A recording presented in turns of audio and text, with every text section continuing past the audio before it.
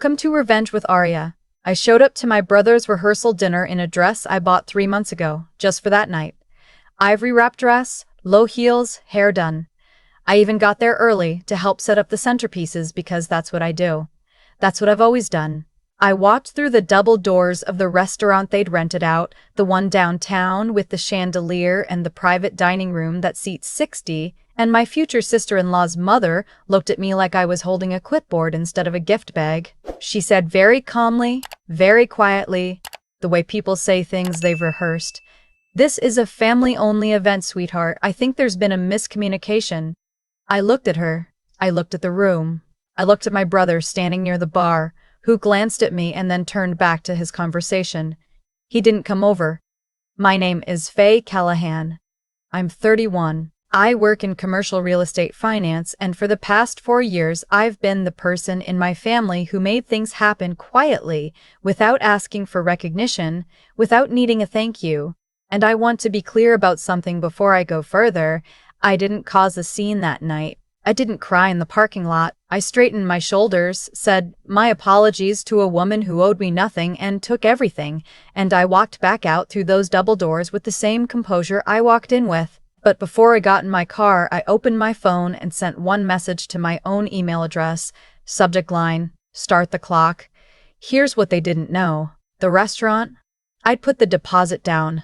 $12,000, paid through my LLC, 7 months earlier when my brother called me and said he couldn't swing the venue cost and could I just cover it for now? He'd pay me back after the honeymoon. The honeymoon I'd also quietly co-funded when he called me 6 weeks later saying flights were crazy expensive and could I spot him, just temporarily. I'd fronted $8,400 for those flights. The rehearsal dinner catering? My card. Another $4,200. The hotel block for out-of-town guests? Coordinated and partially guaranteed under my name and credit. 3 blocks, 42 rooms, a corporate rate I got through my firm. Total financial exposure, between deposits, payments, guarantees, and forwarded invoices I'd never been reimbursed for, $61,200. I had every receipt, every wire confirmation, every text message where he'd asked. I drove home, poured myself a glass of water, sat at my kitchen table with my laptop and my folder, the one I'd kept updated out of habit more than expectation, and I started making calls. The restaurant coordinator picked up on the second ring. I identified myself as the account holder for the Callahan Whitmore rehearsal event. I told her I'd be removing my credit card from the file and requested the outstanding balance be transferred to the event organizer on record. She said, "The organizer listed is a Dylan Callahan." "That's correct," I said. "Please direct all future billing to him." She paused. "The deposit you placed was non-refundable, but the remaining balance of $9,400 will now be his responsibility." "Perfect," I said. I hung up and moved to the next call, the travel agency handling the honeymoon. I wasn't on the reservation as a traveler, but I was the billing contact. I explained that I was removing my payment method and that the account holder would need to provide updated payment within 48 hours or the reservation would be subject to cancellation per the agency's terms. She was apologetic. I thanked her. The hotel block coordinator was a woman named Patricia who'd been my contact for 3 months. She was efficient and kind and completely unfazed when I told her I needed to remove my corporate credit guarantee from the room block. She noted that without a guarantee, rooms would revert to individual booking, no group rate, no hold. "How soon?" I asked. "First thing tomorrow morning," she said. "That works," I said. By the time I went to bed, I had done everything that needed to be done, and none of it had required me to raise my voice once. My phone started ringing at 7:14 the next morning. I watched it. My brother's name, twice. Then my mother. Then a number I didn't recognize. Then my brother again. I made coffee. I showered. I got dressed for work. At 8:02, I picked up. "What did you do?" It wasn't a question. "Good morning," I said. "The restaurant is saying we owe $9,000 by noon and the hotel just sent a message that our room block is gone and the travel agency is waiting for your updated payment information." "Yes," I finished. Silence. "Faye, what is wrong with you?" And I want to pause here because this is the part that I've replayed more than any other. Not because I wavered. Because I didn't. I was completely calm in a way I hadn't been in years, the kind of calm that comes not from not caring but from finally being done. "Dylan," I said, "you looked at me last night and turned away." More silence. "I was there because I wanted to be there. I was there because I've wanted to be part of your life for years, even when you made it clear I was useful but not necessary. I fronted $61,000 for your celebration, and the woman at the door told me it was family only, and you heard her and you said nothing. She didn't know you knew." He didn't answer. "I want it all back, Dylan. Every dollar. But since I already understand I'm not going to get that, I've done the next best thing. I've removed myself as the financial backstop for everything that hasn't been paid yet. What happens now is between you and the vendors. You're going to ruin my wedding." "I didn't plan the wedding," I said. "I just paid for parts of it, which you forgot until right now." I hung up. By 9:30, there were 11 missed calls. By noon, my mother had left 3 voicemails, each one escalating in a different direction. The first one was soft. "Faye, honey, I think there's been a misunderstanding. Can we just talk?" The second one was confused. "I don't understand why you're doing this right before the wedding. This isn't the time." The third one was something I wasn't expecting. She said, "You've always done this. You make everything about yourself. This is Dylan's week, and you're turning it into your drama." I listened to it twice. Then I went to my filing cabinet and pulled out a folder I'd started not last night, not last month, but 3 years ago. The first time my brother called me asking for money, and I thought, just as a reflex, I should probably keep a record of this. Inside, 47 documented transactions. Dinner I'd covered when my parents had a cash flow problem. A car repair for my mother when hers died on the highway. A semester of my brother's girlfriend's, now fiancé's, community college tuition that they'd asked me to loan them and never mentioned again. Medical copays for my father before he passed. Utility catches. Grocery runs billed to my card when I wasn't even in town. I hadn't kept this folder as a weapon. I'd kept it because something in me knew that the day would come when someone would look me in the eye and say, "You make everything about yourself," and I would need to know, on paper, in black and white, what I had actually given. That day had come. I called my attorney that afternoon. Her name is Rebecca Sato, and she is methodical and unfussy, and she asked me 3 questions. 1. Did I have documentation? Yes. 2. Had any of these payments been made under verbal agreement of repayment? Several of them, yes. 3. Did I want to pursue civil recovery or simply protect myself from further exposure? I said I wanted both. She said, "Give me the folder."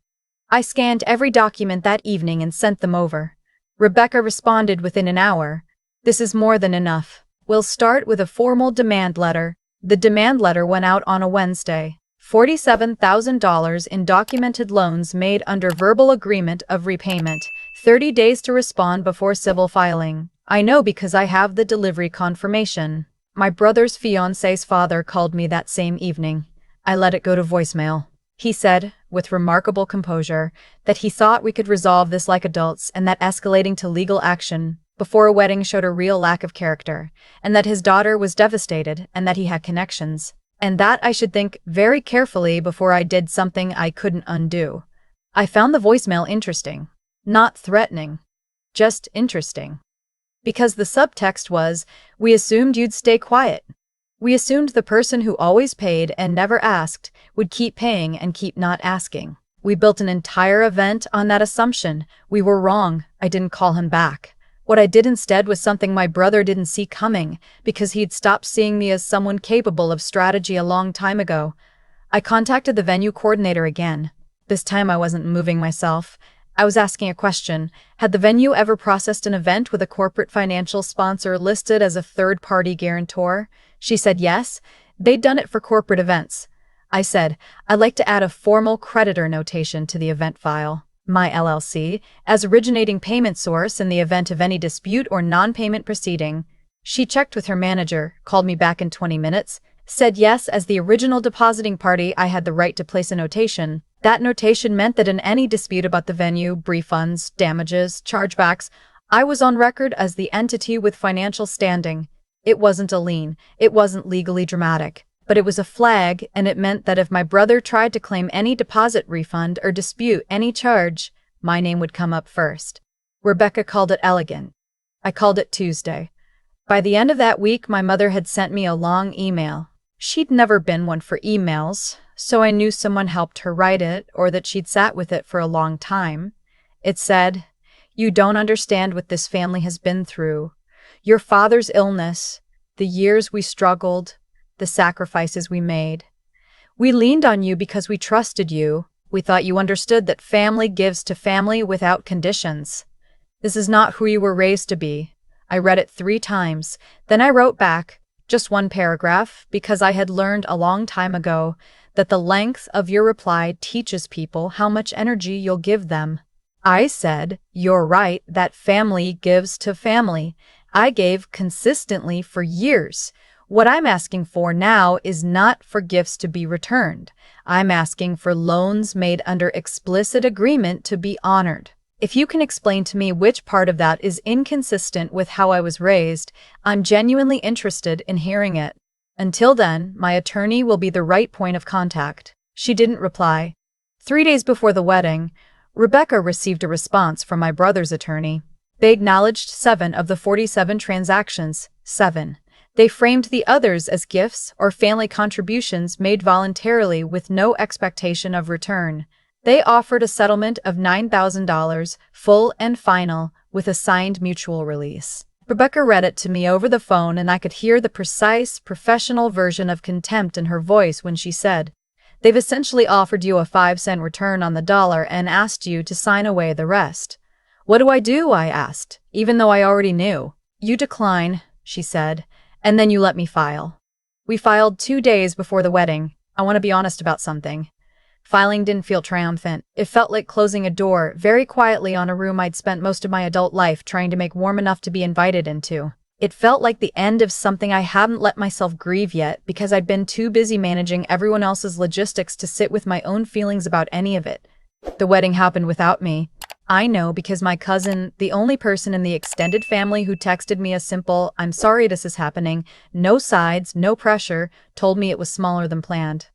The hotel situation had cascaded. Some out-of-town guests hadn't been notified in time about the room block collapsing and had either booked elsewhere or not come at all. The rehearsal dinner had been moved to a different restaurant, less expensive, last minute. I don't know what happened with the honeymoon. I didn't ask. What I know is that 4 weeks after the wedding, something unexpected arrived, not from my brother, not from my mother, from my brother's new wife's younger sister, who I had met exactly twice and who reached out through a mutual connection with a message that said, "I want you to know I didn't know about any of it, about what you'd done for them, or how that night happened.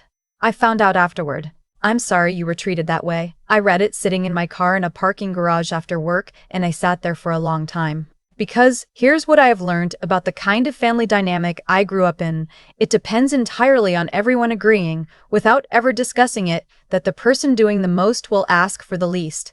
The moment that person asks, the system breaks. They aren't punished for asking. They're punished for disrupting the agreement no one admitted existed. I disrupted it. And in disrupting it, I found out what I'd been worth to them, which was different from what I was worth to myself. The case settled 6 months later.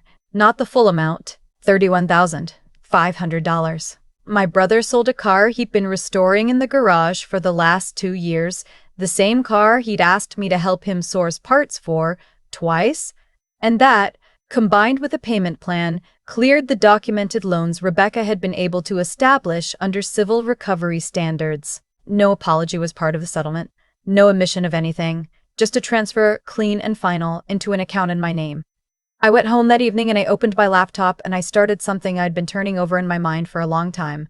A legal fund. Small, not a foundation, not yet. Just a dedicated account in a relationship with a legal aid organization 2 miles from my office. For women who've been financially exploited in family situations and can't afford an attorney. Women who kept the receipts but didn't know what to do with them. Women who got told they were dramatic for asking. The first contribution was $31,500.